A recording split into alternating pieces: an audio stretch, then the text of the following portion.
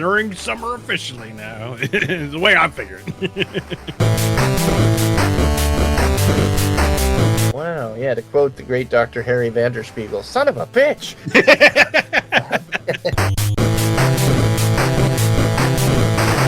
Like, I'd argue, what's the point of Game Pass? Yojimbo, Seven Samurai, like... Yojimbo, yeah. Oh, So hey! Bastin. Hey, what's going on, everybody? It is Al. It's episode 95. We are creeping over to 100, and it's May 19th as the day of recording, and I am Al. I'm Nick. Man, it's good to be back in the habit of this. We're on a roll, man. We're on a roll. Yeah, the people realize like he means it now. Like they're back now. He pulled this shit on us before, but it was just like one episode, and then maybe a month later. And no, we're good. This is I've been looking forward to this all week, mainly because I'm sitting here all week now, dude, and like news is dropping. I'm like, oh shit, I gotta write that down for the cast. Right, man, oh shit, I wish we were recording this week because man, this would be great to jump on as it happened. And, yeah, it's good to be back. How you been, man? I'm doing good, Cool. What you been up to? Not much, kind of the same old, but able to get out. Yeah, I'd say more in the sense that the weather's getting a lot nicer. Oh, I know, man. We're kind of this bizarre spring because we went from like winter to summer, and then it suddenly backed off. It's like, oh yeah, we got to do spring again. well, but then it was like, but before we do that, we gotta have another winter. We gotta have another. Right. Hold on, one more winter. Wait. It really has been weird, man, up this way too. Like today, I mean, it. Luke put it so right. He posted on his Facebook the other day, and he was all pissed off. He's like, all week, I'm like, yeah, I'm gonna do this, that. And it's like Friday. All right, the weekend's here, and it's like the sun, smiling, and all of a sudden the cloud comes in from off frame. What? Yeah, no, right? Yeah, like every weekend has been like cloudy weekends. So it's like it's nice to get out today. Like it's nice and sunny. Yeah, at least it wasn't raining today. Like it was pouring yesterday. Yeah, but agree. Like the last couple of weekends is like, all right, weekend. Whoosh, you're like, oh, you gotta be kidding me. Yeah, because there's stuff like we want to get done. We're doing some stuff out, around the house, and looking to do all that. But in a way, it kind of worked out. We had a really nice, chill weekend. The girls did like crafts and stuff today. Like did some painting, and then we're doing some of that. And like, what were we doing yesterday? Yesterday we were just hanging out. Paigey, that's what it was. Paigey was sick. She had a sore throat, and so she's at like she's over 10 years old now, and so when she's miserable, with a cold, so are you. And right. No, she was good about it, but you could tell, like, she's my kid that can't sit still. Like, she just wants to go and like, oh look, mountain, climb, and like she just wants to run and do everything. So when she's actually on the couch and down for the count, like, all right, she's not feeling good. Like, she has not moved from that spot. So she's better today, but it was just one of those, oh, well, the rain did work out, I guess. We don't feel too bad. But, she's on the mend, which is good. That's good. This is their last full week of school, too. Oh, so I'm entering summer officially now. It's the way I figured. Sweet release in many ways. It'll be nice not to have to, like, get up. I mean, granted, I'm still going to get up at the same time with work and everything. Sure. But it'll be nice to, like, be the only one getting up most of the time, Am can make up for some lost sleep. The girls will be sleeping till whenever. Mia's like, oh my god, dude. Mia is just like we used to be. Like, she'd be up 10:30, 11 o'clock. She'll sleep into 11 if I let her. Like, although lately she's been getting up. But she's just funny. Like, she's the one that, like, she wants to go play some games, go crash, play late. She's too funny. Now, did you see, or did you have the same crappy weather during the Aurora Borealis? We did, and I was pissed. Man. That's another thing we missed, that kind of went by the week we didn't record. And, yeah, dude, I was sitting up. I was running the release that night. That's why I was up. Oh, you're even up, too? Oh, man. I was up. So I was running the release for work, and I got, a window in my office. One faces east, the other faces north. And, I'm looking at it both windows, and like I could see the clouds creeping in. I'm like, son of a bitch. And then it's like to rub salt in the wound. My buddy Lenny up in Mountaintop posts on Facebook, "My God, look at this display from nature." I'm like, "Fuck you!" Luke's posting from his place. He probably had the best view of it, I think, out of any of us, because him and his wife Becky live up in like near Carbondale, and he's got like some like tons of land around his house that's like his or the state's. So he's got no neighbors, no artificial light anywhere, and man, he had some nice snaps of that. It was really good. Yeah. I didn't see a damn thing though. I was pissed. Yeah. He's like I looked at mine. It's like, granted, I'm not too far from Philly, so there's already a lot of light pollution. But yeah, it's basically like looked out, clouds are being like reflecting everything. Like even if I could see something, like I wouldn't see it through that.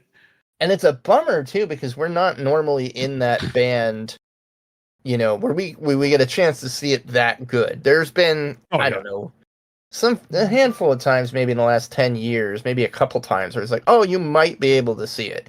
But this time around was like, yo, the sun belched some massive shit. This doesn't happen all the time.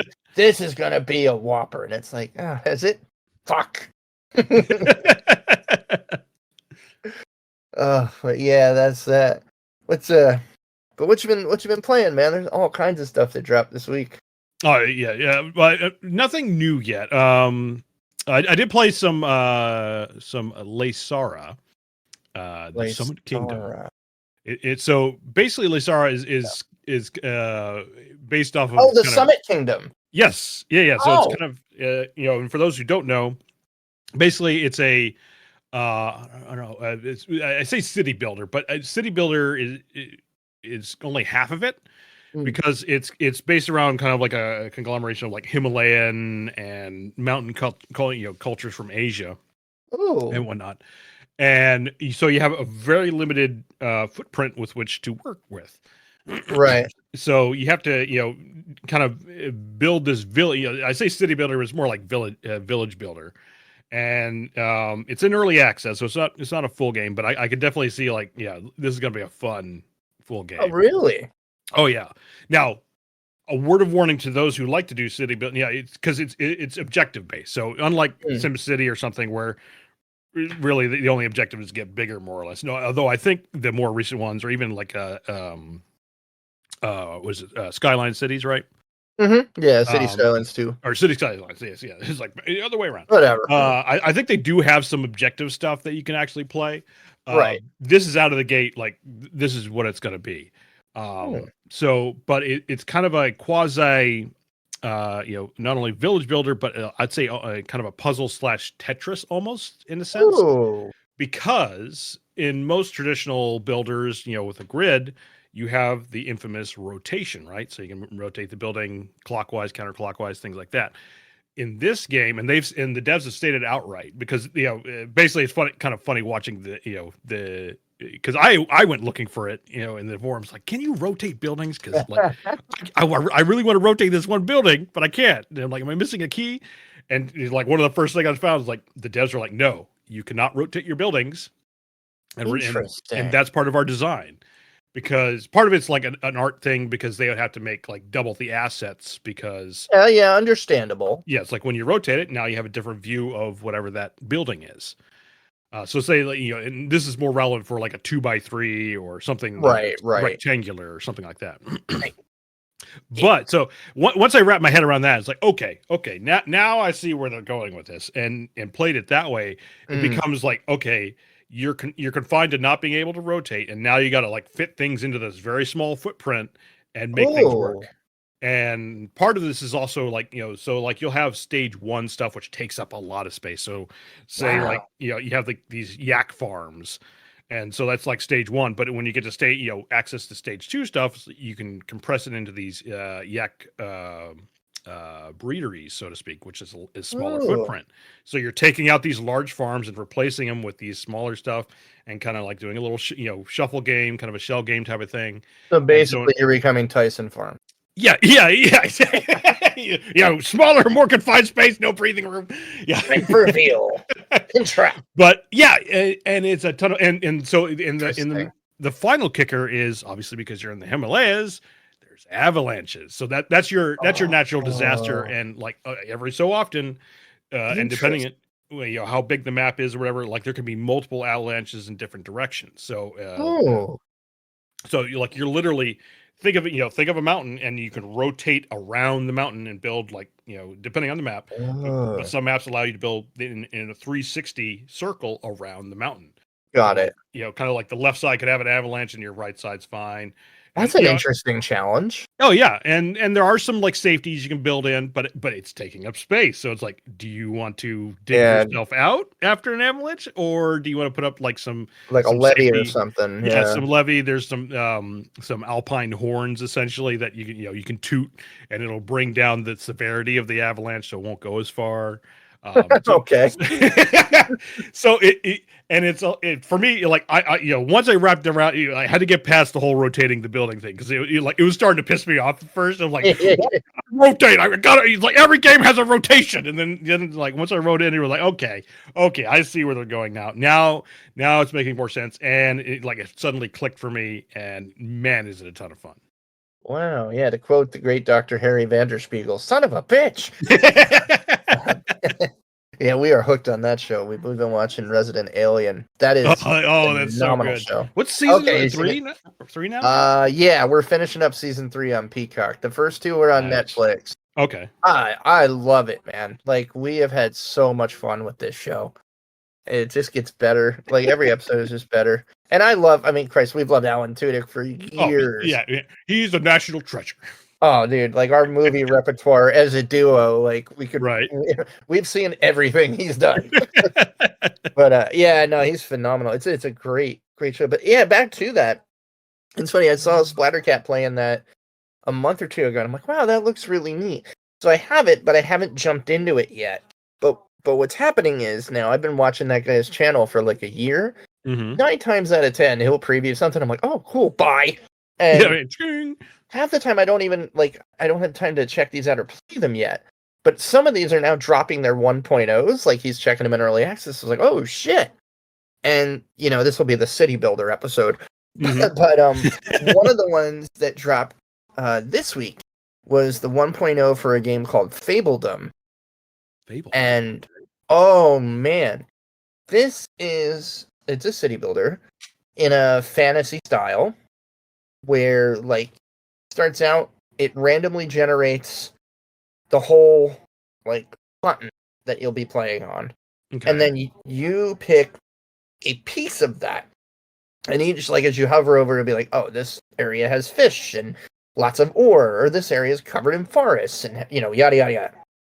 And so you pick yours, and then the other starting where the rulers will pick theirs. And so you start out like a very simple city builder. You got to build, the workman's hut. You got to build, a house, or you build it like you're saying, it's objective based. Mm-hmm. But those objectives are to continually position you to grow, and and get you into the mechanics of the game. One of which is really interesting, where you get to a point where you'll build a messengers guild, and then you can start sending a messenger out to these other kingdoms, and you can interact with them. You can like, oh hey, nice to meet you. Here's 20 wood. We're cool people. Let's be cool with you. Or you can be like, you know what? I'm going to be the fucking terror of the East and piss them off, and then better build up your army pretty quick. But then there's that whole thing. There's a whole military aspect of it where you can, start building fortifications and assign villagers to be your guards. Right. And then, but it's very chill. Like it's not a high pressure builder like a Banished or something like that. Okay. It's very, very chill. So you can kind of go at your own pace, which I really enjoy. And then you get to the stage where I'm at now, where I'm at like I'm at like the 4th stage of growth, where we're like an actual village level. There's like, I think I have like close to 60 people living in it, and like I've got a bakery, like I've got like a lot of the tier 2 buildings, one of which is a hero's hut. So you build a hero's hut, and a hero will come to your village, and you can hire them. And there's all kinds of stuff on your map. So like, and again, I'm like going back and forth, but when you start, you have a small patch of the land that you picked out. And then you can click a button to buy more territory as you get gold from taxes from your citizens. And you can see like the neighboring next square where it's like, oh, like you can see where the boundary ends. Fuck. If I just buy that, I've got a whole area of timber I can start, cutting down. And so you can you are able to expand your village, but at a reasonable pace. Like, so you're not spreading yourself too thin, and you can like grow into the new space and start bringing in more and more resources. So, fuck, where was I going with that? Oh, but as you're doing that, you'll find like, oh, over here is some ruins, or oh, hey, somebody sent you a message, and it's like, oh, you went to the market and spent 20 coins, but here's these beans, or take these seeds, these bean seeds, they're not magical at all, haha, and you throw it down. And a beanstalk starts to grow, and after 90 like game days, you can send your hero up, and it starts like a whole quest for that. But the hero can like get experience, level up, find equipment, and you can use them to lead like your armies. It's very cool.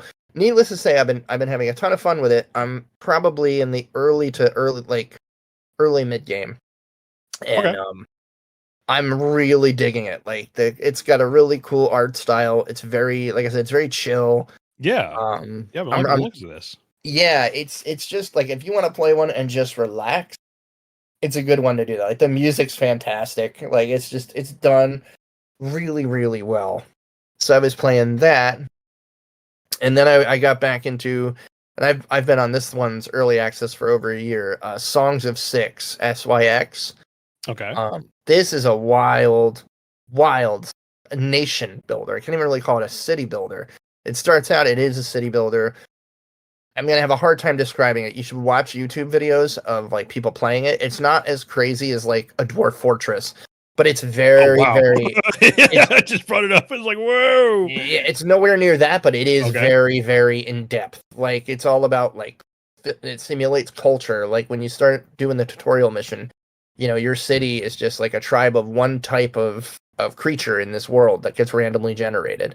And then, like, as you grow, people want to immigrate to your city, and you can bring in different cultures and different races, and they all are better at something else that your people are not. Like, you might have farmers to start out with, but they're shit hunters or shit miners, and so you can start letting in immigrants that are good miners.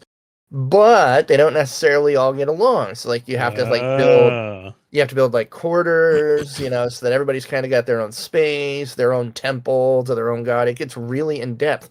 But then you start like it feels like a quasi like city Factorio almost.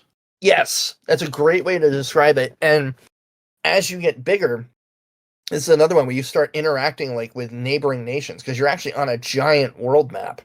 And it's like, how do you want to handle it? Like, you can start getting into diplomacy. I was watching some guy play it, and he basically just, like, got to a point where he kept growing his army, and he would just contact these places and threaten them. He's like, well, we're low on ore. Like, give me all your ore. And they would give it to him. And then he could conquer, like, or he'd turn them into a vassal, and then conquer them anyway. Like, it's fucking crazy what you can do in that game. And, like, it's definitely a big one for, like, emergent fun and emergent gameplay. I'm just now wrapping my head around it. Pretty cool. And I definitely add this to the keep an eye on. I think it's early access, so yeah.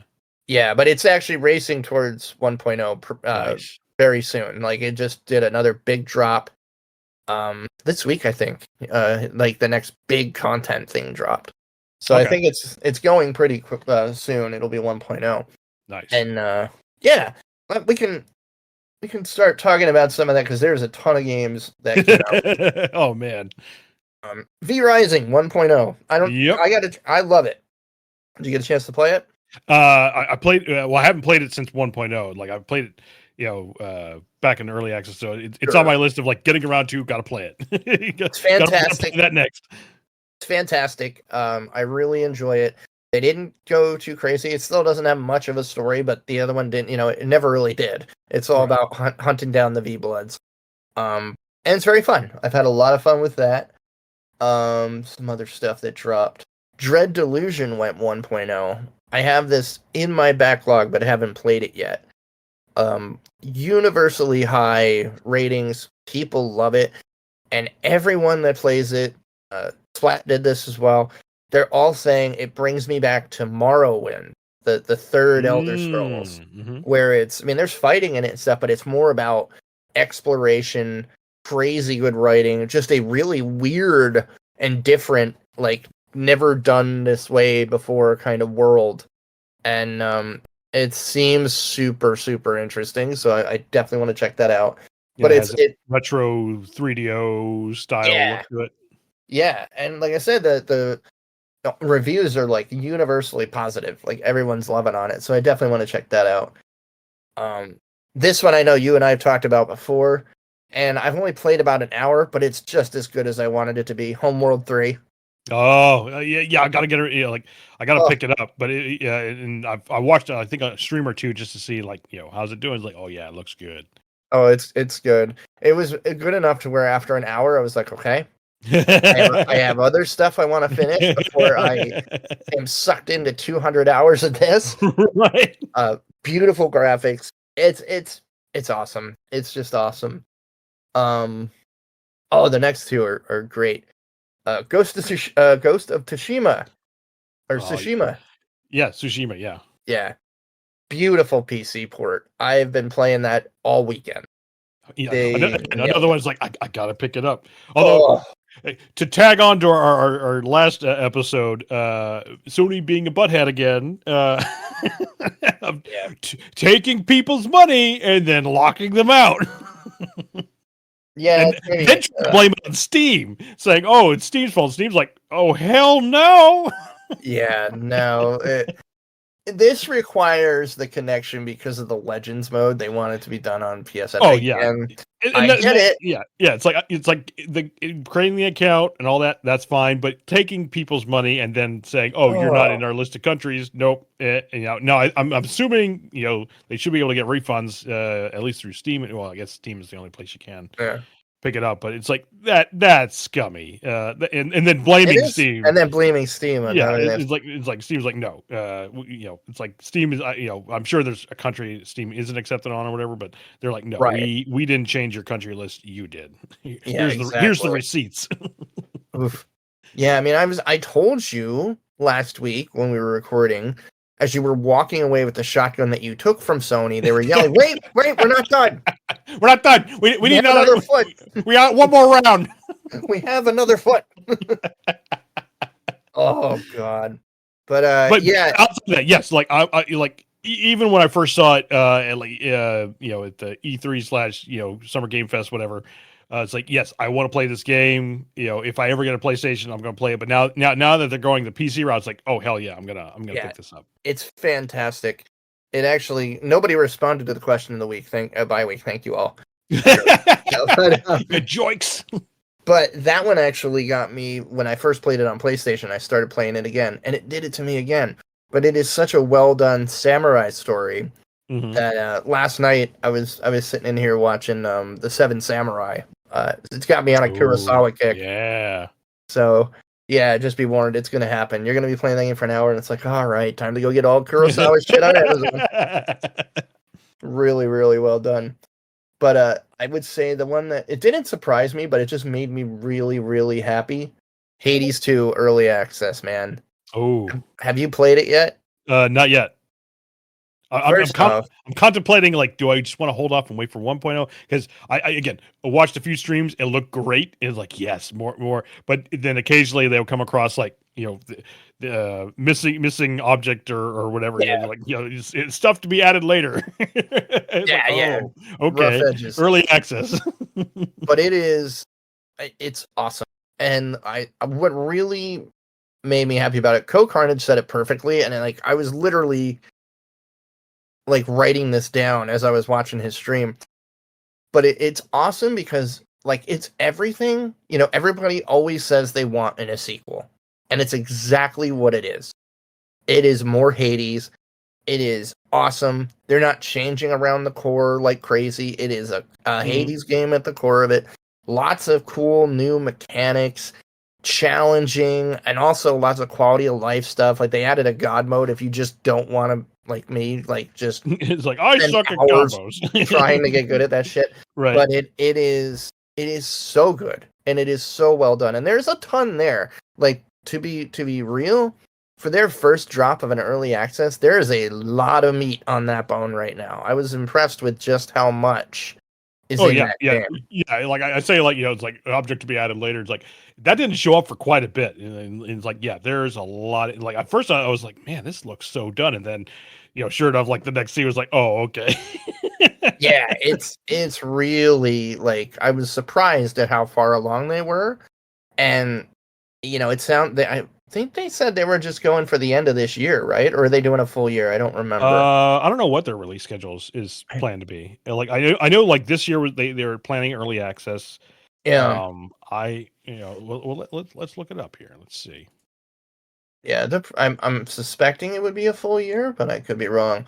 I would not be surprised if they did say like end of this year, just because it is pretty far along. Like I was pretty impressed. But yeah, it's really fucking good. So anybody that's been waiting and wondering, like, is it gonna be great? It's gonna be awesome. It's more Hades. It's everything people always say you want in a sequel. They, like I said, they didn't mess with it too much. They just added new stuff, different kinds of challenges, cool little mechanics, quality of life stuff, cool ways to unlock. It's just great. Like I was worried with Supergiant Games doing a sequel, to be honest. Like, they've never really done it before. Mm-hmm. Are they going to put too much pressure on themselves? Are they going to screw it up by trying to be, like, as groundbreaking? We got to make it bigger and better. And like, no. Like, no, and they're just doing it. Like, I say more of the same, but it definitely, say, like you said, like, they've added some layers, but they haven't changed that core component that made it so much fun. So apparently with their release to early access, they say 20 early access through 24, no dates given. So I think your year estimate could be accurate in that in a year or so, or at least sometime in 25, it'll be 1.0. So, and I would agree. Like it looks very complete. So surprisingly so. Yeah. And then let's see, and then stuff that is coming out, Songs of Conquest 1.0 drops tomorrow. That I got early on in early access. If you like Heroes of Might and Magic, grab that game. It is that kind of game. It's awesome. It's very dark, but it's all those same kind of mechanics with a couple cool new twists to make it a little more tactical. But it's a Heroes of Might and Magic inspired game, and it shows.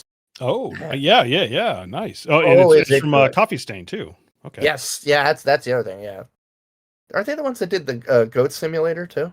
I don't know if they did Goat, but they are publishing Satisfactory, which I think also is going to 1.0 soon, or it is. I don't know. But yeah, Songs of Conquest is absolutely worth picking up if that's your kind of game. I've enjoyed it. I've enjoyed it from early access's start all the way to now. They are very attentive to their community.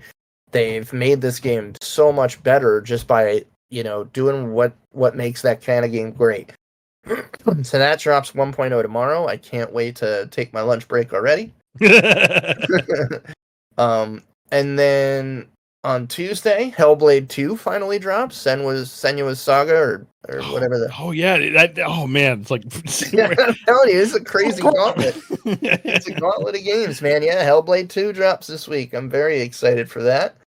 I think that's the main. Oh yeah, this was a pretty cool piece of retro news that made me happy. Two things.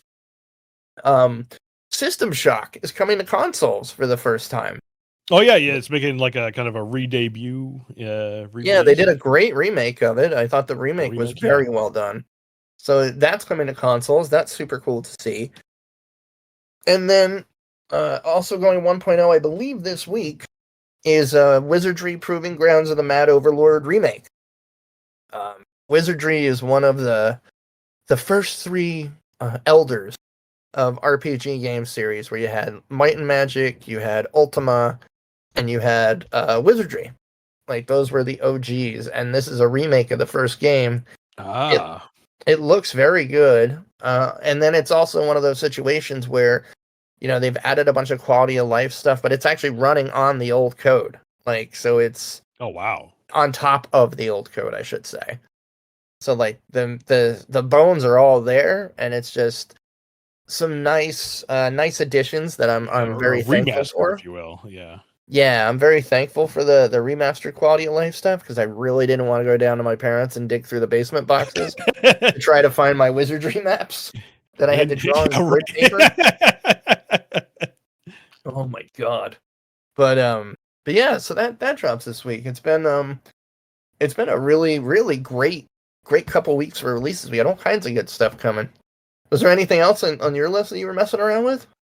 No, I think this covers most of what's been on my radar, really. Like Hellblade was the big one. Ghost of Tsushima coming to PC, I know, was the other.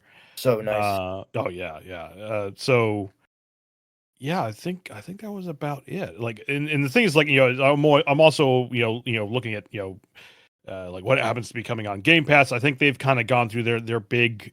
Oh, we got some shit to talk about there. Release cycle there. So it didn't look like anything big on the horizon from outside of Hellblade. Outside of Hellblade, yeah. On Game Pass. So it looks like we're gonna it's gonna slow because like we had a marathon, and then it's like, okay, it's like we had Mana Lords and Uden Chronicle and a whole bunch of stuff is released now, and it's like they're throttling back a little bit.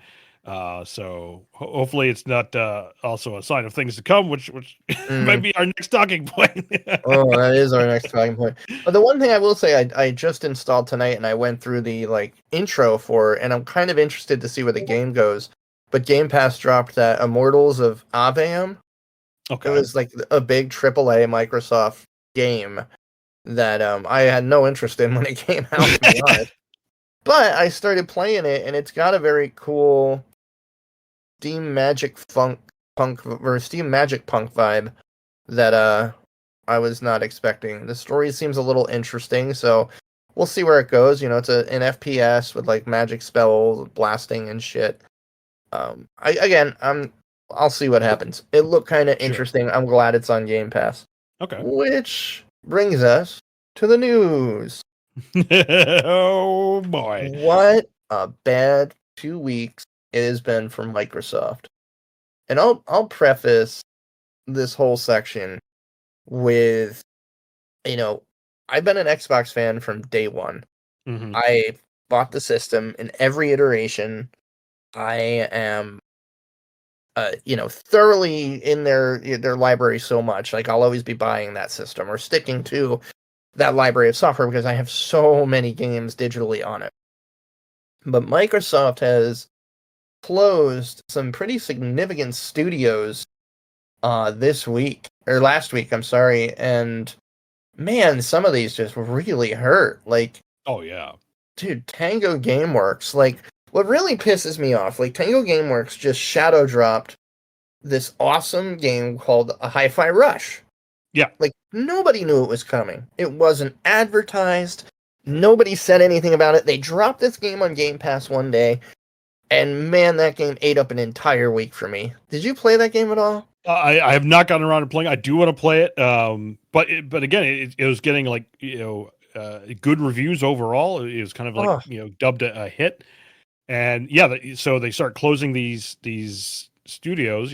Tango Gameworks among them, and then I don't know if you saw, but there was an interview with I don't remember the lady's name, but she's one of the I think is she CEO or she's one of the execs. Yeah.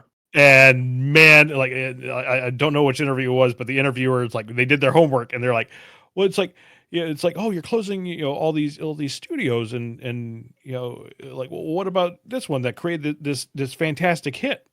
Or I think they phrased it like another way. It's like, like she answered.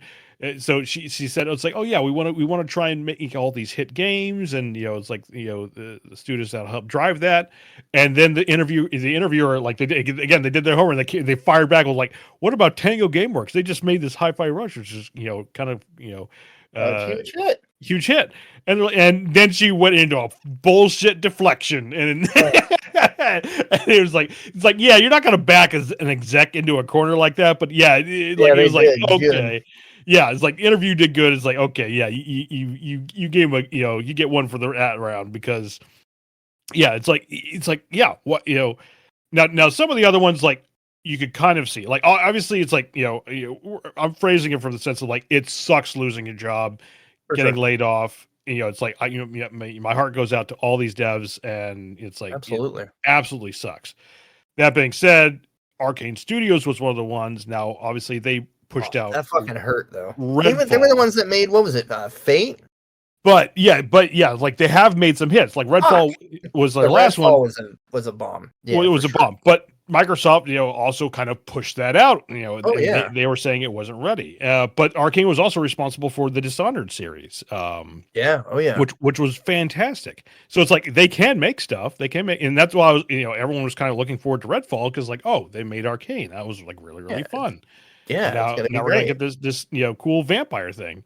And I think even like Travis had mentioned, like in one of the previous episodes, where it's like, yeah, it's like being a fan of vampire stuff, like looking forward to this stuff. Like, yeah, it's like Yeah. like Fuck there's yeah, not dude. that many games around vampire. You usually get like the zombies, you get the Left 4 Dead style stuff. Yeah. But yeah, unfortunately, they're being closed. I don't have the full list in front of me, but yeah, it's Yeah, I just don't either. like But ultimately like. And I remember saying this on our last episode, like when we were saying like tech layoffs have been happening all year, yeah. where all sorts of studios are shuttering, from indie to obviously the bigger ones now being shuttered by the motherships. Yep. And I remember saying like this is not going to be the end of it, and sure enough, like a week later, it's like this happened. It's like, oh man, I hate when I'm right. Ah, yeah, And dude. and the thing, yeah, like I think this is going to continue. Like it's just like this is the combination of the economy that we're in slash But I where don't things I in general are just going. don't buy that because like they're still posting crazy profits.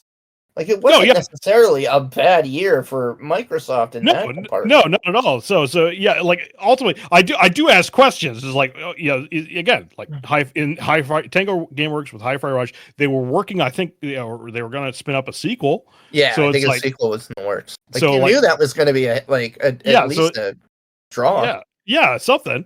So it's like, why not let that go through, or was it just it didn't look right in the books, and so it's like, nope, we gotta get out of here. And Yeah. it's just all this, it feels incredibly short-sighted, from my armchair, armchair Yeah. admiral. Like it just feels very short-sighted. Like they're looking for quick profits. Like give me the money Yeah. now, and it's like you're not giving these studios a chance to make something worthwhile. It feels like it's a ship without a captain. Like they're Yes, going yes. really like it's very listless. Hmm.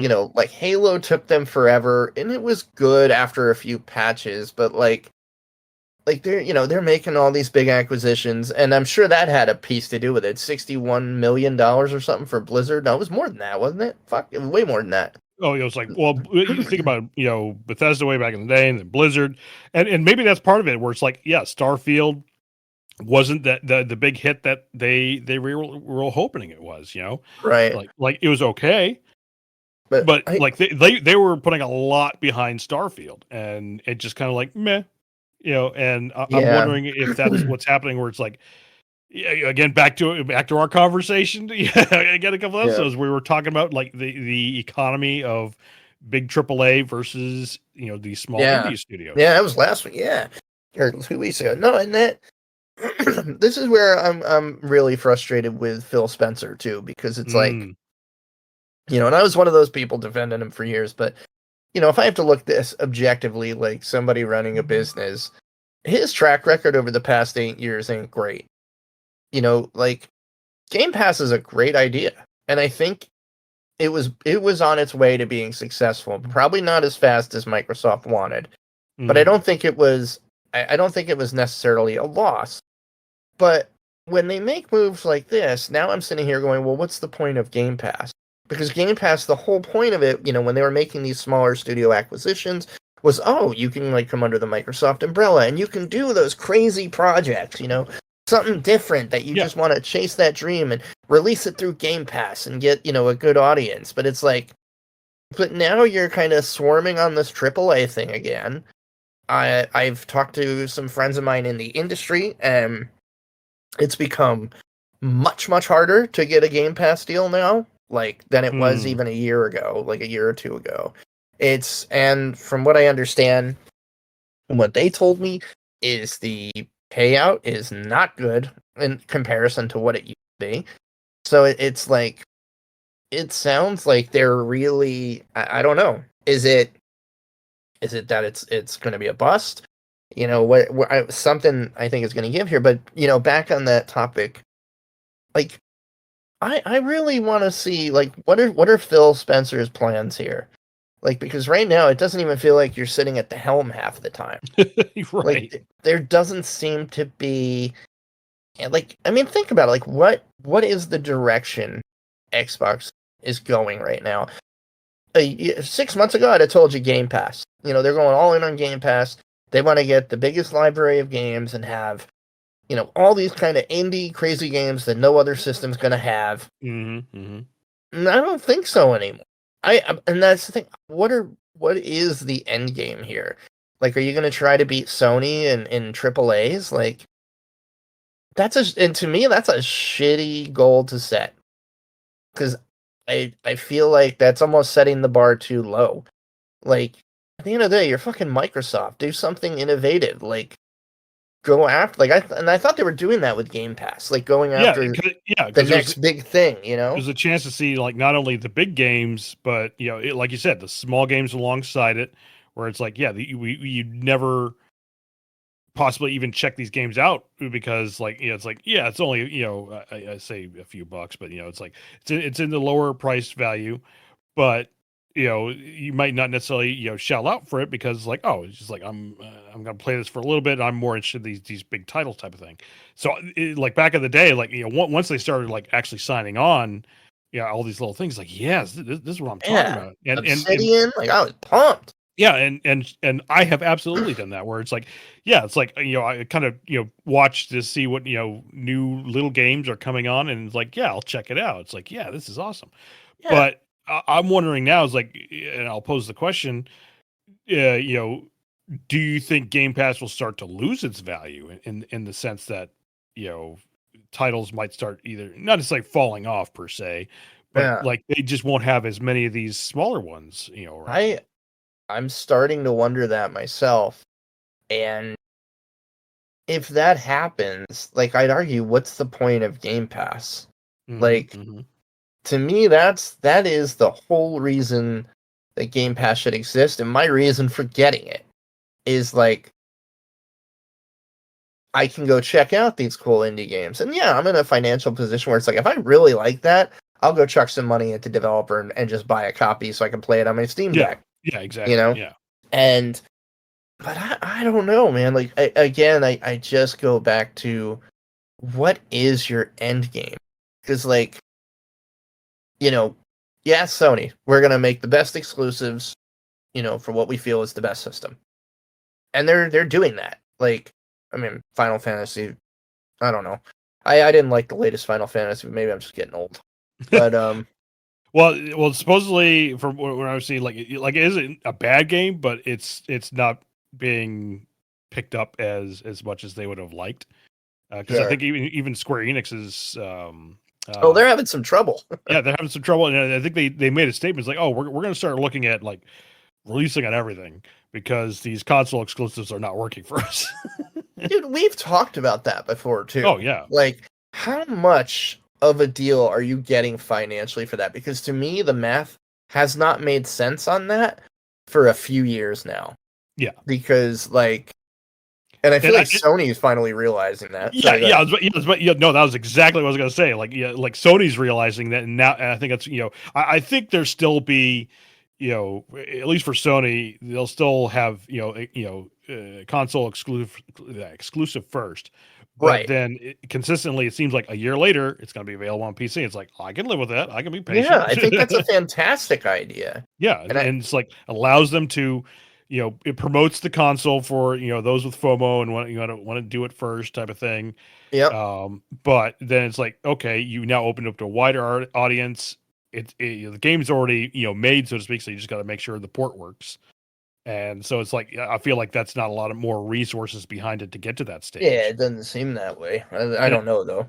Yeah, like I don't know either, but I imagine like the more they do this, the more they'll get into like, oh yeah, this is the pathway to get it onto PC very quickly without too much additional issues, and it's like they're not leaving money on the table. Right. Yeah, and that's what I feel like. At least for the past year or two, I feel like the exclusive not coming on PC is just a bad choice. Like, Mm-hmm. and I do think, of course, they view the PC as a Microsoft platform. I get that. Mm-hmm. I do get that. But it does feel like, like you said, they've realized, oh, there's definite money here. And I mean, in fairness, I think I've bought every PlayStation game that has come to PC. I've got the Spider-Mans. I've got God of War. I can't wait for fucking Ragnarok to come on this thing because I want to play that. Because and the funny thing is, I've got my PS5 sitting right here under my desk. Like, it has not seen use in, excuse me, I think since Final Fantasy, 16 came out.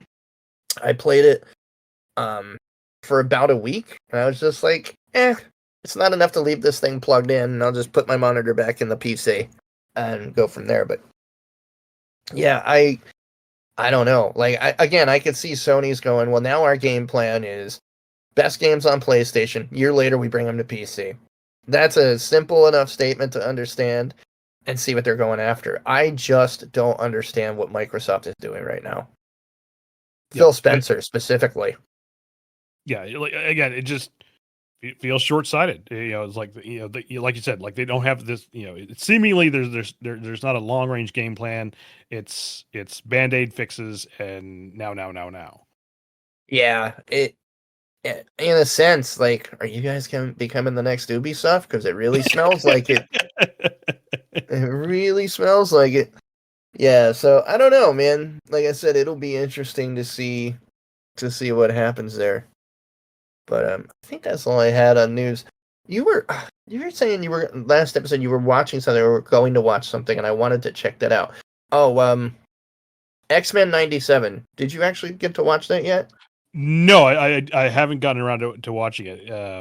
It's on the list, but I hear good things. That's all I hear. It's on my list, and all my friends are like, "How is it that you of all fucking people have not watched that yet?" And my friend Josh said something that really intrigued me, because his daughter is close. His one daughter is close in age to Paige and Mia.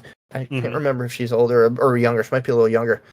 But yeah, he was saying he watched it with her, and she's old enough to understand the undertones of the story that that X-Men is telling, as far as the different are to be feared and hated, and right. She's really gotten into that aspect of the storyline, and and I my oldest Paige and Mia, but mainly Paige, she's just learning about the Holocaust in school, and they're I for as friendly as they can be with that, for their age group, but she's coming home and how old? She's 10. Wow. Yeah. But she's coming home and asking all the right questions, and saying it's really it sucks that they're did that to people just because of X. Yeah. And it's she gets that, and she's just it's just another step of her becoming an awesome person she's so going to make this world a better place. But it was interesting to me where I feel when I was her age, it was more oh, they're just the bad guys, and they told, I'm sure we learned the same thing, but I don't feel like it clicked with me right away, where she is just, she gets it. And so Josh was saying his daughter really enjoyed it, so I'm gonna make some plans to watch that with Paige and see what she thinks. Gotcha. But yeah, I've heard nothing but awesome about it, so I'm excited to give that a look. But there was one more thing I had to share with you here. Just to put it in perspective, what Ghost of Tsushima is going to do to you. Let me go to where's my videos. I laughed about this. I was like, I did this Saturday, and it's behind me. Hey, what's up? Yes. No, you have school and it's bedtime. Go on. I can't help you right now anyway, honey. It's for Amazon. All right, Scooch. No snacks. It's too late. You should be sleeping anyway, thinker. 5-year-old coming down for her 9:30 snack. Oh yes. But yeah, the last ones that I just bought. Throne of Blood, Yojimbo, Seven Samurai. Like Yojimbo, yeah. I haven't seen that one yet actually, and I've heard awesome things about that. But yeah, so I'm on a bit of a Kurosawa kick. I'm looking forward to it. But yeah, I think that's what else you got on your end, man? Yeah, I'm not watching nothing on my watch radar at the moment. Again, like I got to get around to X-Men '97. Yeah, I don't know. Nothing's really on my radar too much other than that. I think. The new Star Wars series. I guess is that coming soon or not quite? The game. Outlaws or something like that? No. No, that actually reminded me. I saw a rumor mill. This sounded exciting. Now, no, I don't know if anyone's confirmed it that I've seen, but there's a rumor that Total War, Creative Assembly, Total War, will be making a Star Wars RTS. What? Yeah, and so if it's on the Total War engine. Oh my god! Sign me up. It's time for some Total War Star Wars. If that happens, I'm buying the collector's edition. Oh yeah, it's like and the thing is, like, they've done a good job with Warhammer. That I feel like one of my favorite games. Yeah, like they could absolutely do justice, I think, to the Star Wars franchise. So I'm secretly hoping it's true. Oh, that would be awesome. Yeah, let's see. Where am I at right now? Yeah, I just pulled up my Total War Warhammer 3 playtime, 300.7 hours. I play that game all the fucking time. Yeah. Love that game. Oh, that was the one thing. I knew I was forgetting one thing I did want to mention. Ubisoft dropped the info on the next Assassin's Creed game. It is Assassin's Creed Shadows. Mm-hmm. It sports two dual protagonists, a shinobi and a samurai. And it looks awesome. I'm not gonna try to be one of those too cool for school.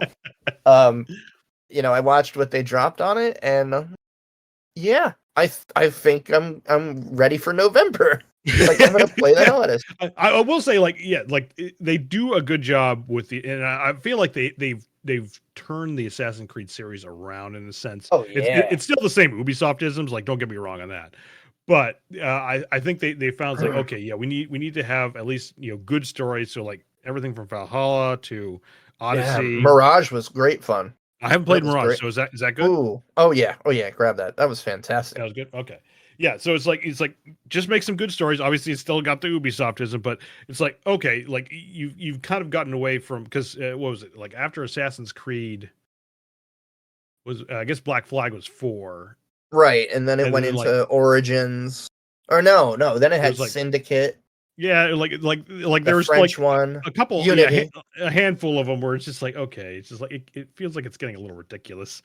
Yeah, because it was like the exact same thing. It's like, okay, that the brother and I think the shift was, I think it was with Odyssey. No, Origins. Origins was the first one. Yeah, with Egypt. Where they changed the engine, it became a bit more RPG. Yeah, they totally changed the controls for the better. Yeah, so they kind of well, I think I took it more as Odyssey is like, it was a shift from, okay, let's add in more mythos. And, yeah, like, obviously, like, it's historically grounded, but it's like, okay, let's stretch it a little bit. And push in that direction, and they continued that with Valhalla, and I almost kind of expect maybe we'll get the same thing with I'd say the Samurai Shadows. One. Shadows, thank you. I hope so. I loved Odyssey. That game was fantastic. Yeah. And Valhalla was excellent too. I still play that one. And the last one I wanted to mention, this was the shadow drop of shadow drops. I had never heard of this. It's free to play, so be warned. I'm sure there's going to be all kinds of donkey shenanigans with that. X Defiant. Have you heard about this? I posted it in channel. Yes, yeah. So this was, I don't know when it debuted, but it was E3 Summer Game Fest. I'll okay. Intermix the three, but basically it's Ubisoft's version of what's been done with, I think WB has their own, and some other. I guess you could say Smash. It's not Smash Brothers style in terms of like a side scrolling. It's basically pulling characters from their repertoire in a FPS style. Yeah, but ultimately it's the what I call the multiverse game. So obviously Smash Brothers is a fighting game. The WB, I don't know what the WB one is. That's also a fighting game too. But is that a fighting game? Okay. Yeah, like a Smash Brothers fighting game. Yeah. But then X Defiant was kind of an FPS version, almost like an Overwatch kind of deal. Yeah, no, it's an arena shooter. Okay. Yeah, arena shooter. So, but it makes all of Ubisoft's. Because like I think the kickoff, like Sam, what's his name? Sam, Splinter Cell. Sam, what's his Sam? Yeah, Sam, what's his face? But yeah, it says use weapons and abilities based on Far Cry, The Division, Splinter Cell, and other popular Ubisoft titles to fight in intense multiplayer battles. Sign me up. I'm curious, like, how is this going to play? Like I fear, at least at my age, that it'll be too twitchy. Doesn't that suck?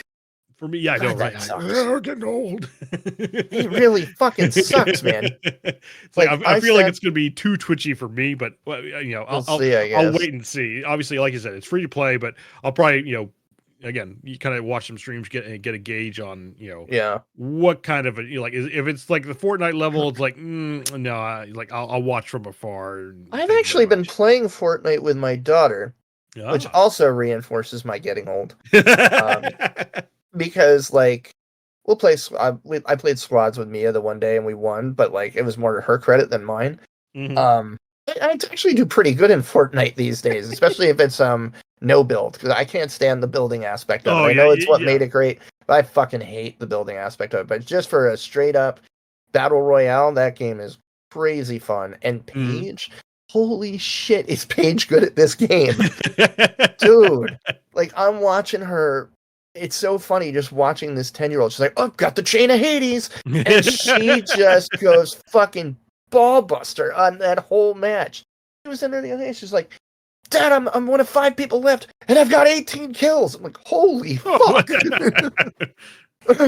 and she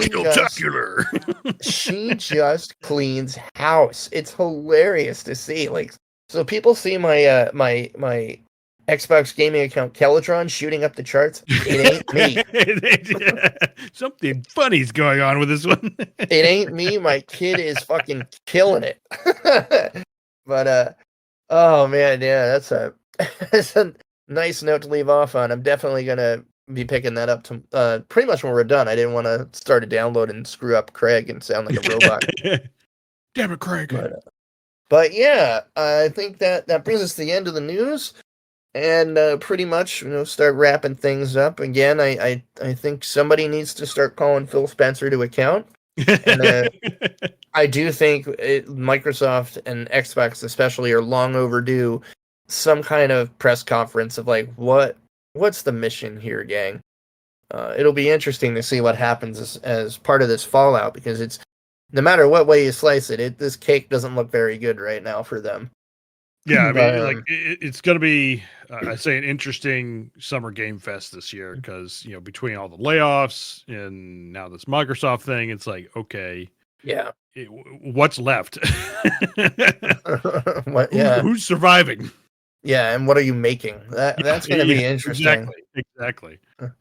So, yeah, but that will wrap us up for episode 95. Thank you again to everybody hanging out, listening to us. It is great to be back. We've really, really been having a great time just catching up and Man, we started back again at a really good time because wow, are there a ton of games in my backlog already. But yeah, if you want to call the show and interact with us, you can always call our voicemail line at 610-810-1654. Again, thank you to everybody that's been listening. It's been great. I got a lot of like people reaching out. The good Captain Mike was giving us a shout on his podcast that he kicked up again with Devious Mr. Matt. Go check out their podcast. It's called On Second Thought with Mike and Matt. It's again just great to hear those boys back behind the mics, and I like the direction they're going. It's not just gaming, it's kind of talking a lot about life and just the phase of their lives that they're at, or whatever topic's interesting to them at the moment. And they're a very good duo. So I've been having a lot of fun catching up with their stuff. I've been listening a lot to Geeks Gone Raw. This is our pal Chase. He's another one in the community. Chase and Blue just got a really cool rhythm going on over there, and I really enjoy just the game stuff they talk about, and life. It's another one that just talks some cool life stuff. And I know I said this last week, but I'm actually going to be on tomorrow because I was an idiot last week and forgot. And poor Chase was messaging me at like 9 o'clock, and I was just, I think I fell asleep early that night. So now I've got the alarm set, so we'll see. I'll probably be on one of his upcoming episodes chatting with him and Blue. I'm looking forward to that. Nice. But yeah, so that's that. And then if you want to go hang out with us on the Save Point, we always have a question there where you can interact with us, or you can just post, anything gaming related you want. I'm looking to get a good rhythm going on like the book club for games kind of thing. So I'll kick something off when we drop this episode tomorrow, which will be Monday the 20th. So that's at tiny.cc/savepoint. You can email us, theretrorents@gmail.com. And then on Twitter, even though I don't go on Twitter much anymore, it's at @theretrorents or @retrorentsal or @blackeagleops. That did remind me of something. What was the last bit of movie news? Didn't you send me a Lord of the Rings deal? Oh, yeah. So Peter Jackson is producing 2 planned movies. One is going to be The Hunt for Golem. Interesting. And I don't know if they said what the second movie is. But basically, I think it's kind of more like prequel territory. And then The Hunt for Golem is going to be directed and acted in by Andy Serkis. Oh, sign me up. Yeah, Andy's wonderful. He's a national treasure too. He is wonderful. I don't know. Obviously, it's going to be probably several years before we see anything. But it's like, okay, keep it on the radar. You can sign me up to anything Middle Earth related that comes out of the Weta Workshop or anybody in that crew. Yes. Sorry, I didn't want to forget that very important bit of news, just because we live for that stuff here. But yes, so again, thank you for everybody for coming down and cruising with us for episode 95. We will be back in 2 weeks as per usual. And until next time, when we see each other again, have fun, be cool, play games, and don't be dicks. Peace. See ya.